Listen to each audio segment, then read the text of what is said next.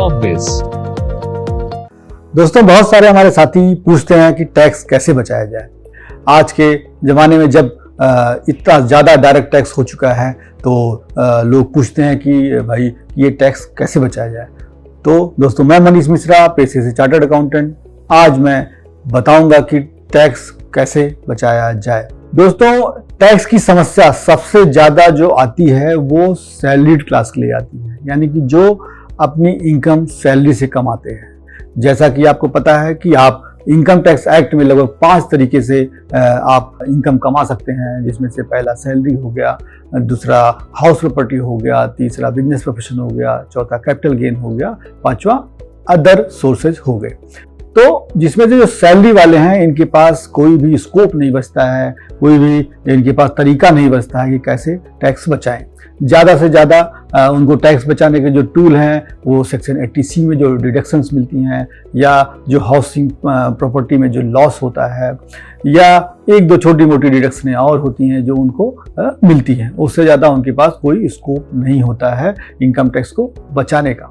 तो दोस्तों, आज मैं आपको एक रामबाण तरीका बताऊंगा कि जिससे जो सैलरी वाले हैं, स्पेशली आज के ज़माने में आप देखते हैं जैसे आईटी, जितने आईटी वाले हैं, या बहुत सारे ऐसे सेक्टर हैं जहां पे लोगों की सैलरियां 20 लाख 25 लाख तो नॉर्मल सैलरी हो गई है। तो जब इतनी सैलरी होती है, टैक्स का स्लैब गवर्नमेंट ने स्ट्रक्चर को चेंज नहीं किया है, तो उससे उन पे टैक्स का एक बर्डन पड़ता है।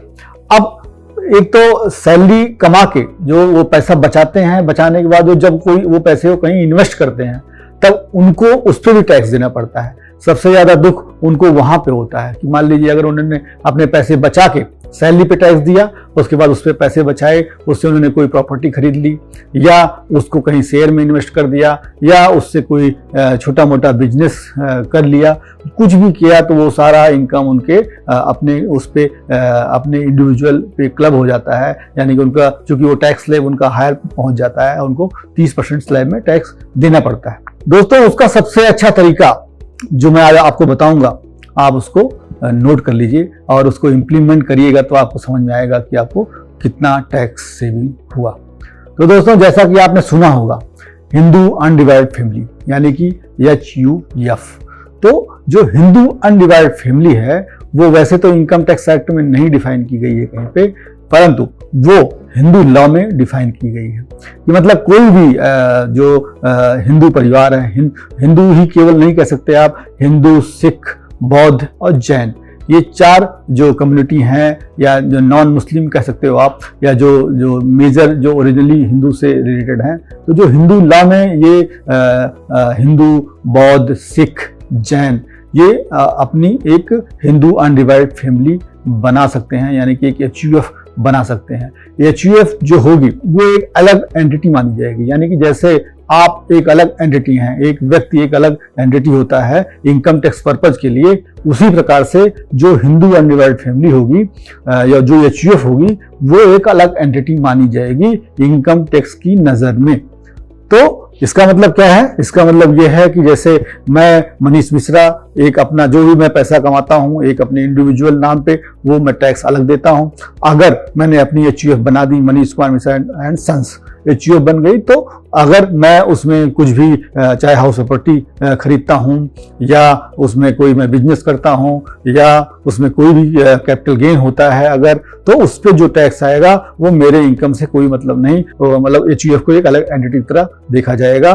तो वो जो HUF पे जो इनकम टैक्स का स्लैब होता है वो नॉर्मली वही स्लैब होगा जो आप पे एप्लीकेबल होता है, यानी कि जो एक इंडिविजुअल पे एप्लीकेबल होता है। यानी कि जो एक एग्जम्पशन लिमिट है जो हमें मिलती है नॉर्मल इनकम टैक्स पेयर को, वो HUF पे मिलेगी। जो डिडक्शनें हमें मिलती हैं वो सारी डिडक्शनें लगभग उस पर भी मिलेंगी, यानी कि 80C की डिडक्शन वहाँ पे भी मिलेगी, 80D की डिडक्शन वहाँ पे भी मिलेगी। तो सारी डिडक्शन जो हम एज ए इंडिविजुअल क्लेम करते हैं वो सारी डिडक्शन HUF को भी मिलेगी।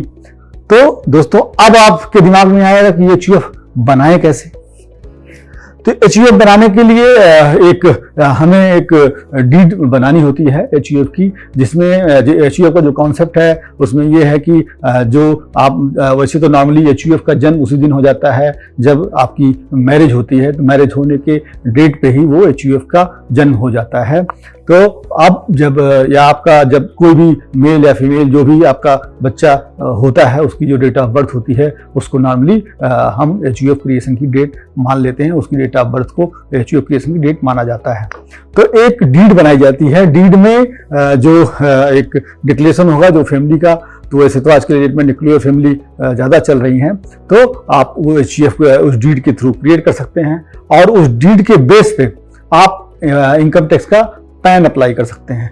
पैन अप्लाई करते हैं और उस पैन के बेस पे आप अपना उसका HUF का बैंक अकाउंट खुलवा लेते हैं, तो बस ये आपका HUF रेडी हो गया। अब आपको क्या करना है, अब आप जो भी आपके पास जो सेविंग है, जो आपके पास पैसे हैं, आप उसको अपनी HUF में एज ए गिफ्ट उसमें इंट्रोड्यूस कर सकते हो, जो कि उसकी HUF की एक तरह से देखा जाए तो HUF की कैपिटल होगी, जिसके बेस पे वो कोई प्रॉपर्टी खरीद सकता है।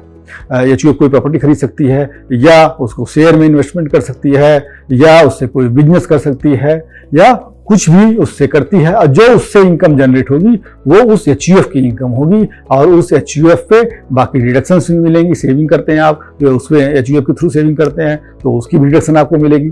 तो अपने हिस्से का टैक्स HUF देगा, आप अपने हिस्से का टैक्स आप देंगे, यानी कि जो आप रूटीन में कमाते हैं उसका टैक्स आप देते रहिए, जो आपकी सेविंग होती है उसको आप अपने HUF में कैपिटल मान के और उस पर आगे की इनकम जनरेट कर सकते हैं। तो इस तरीके से आप अपने एक मेजर टैक्स बर्डन को शिफ्ट कर सकते हैं। तो दोस्तों, आशा करता हूं कि आपको ये तरीका अच्छा लगा होगा और ये तरीका आपको समझ में आया होगा। और अगर आपको किसी भी तरीके का, अगर आपको लगता है किसी भी तरीके का अगर आपको डाउट है या कोई भी प्रश्न है आपका, तो आप हमें कमेंट बॉक्स में लिख सकते हैं और हमें संपर्क कर सकते हैं। आज के लिए बस इतना ही, आगे फिर मिलेंगे नए तरीकों के साथ, नए मुद्दों के साथ। धन्यवाद।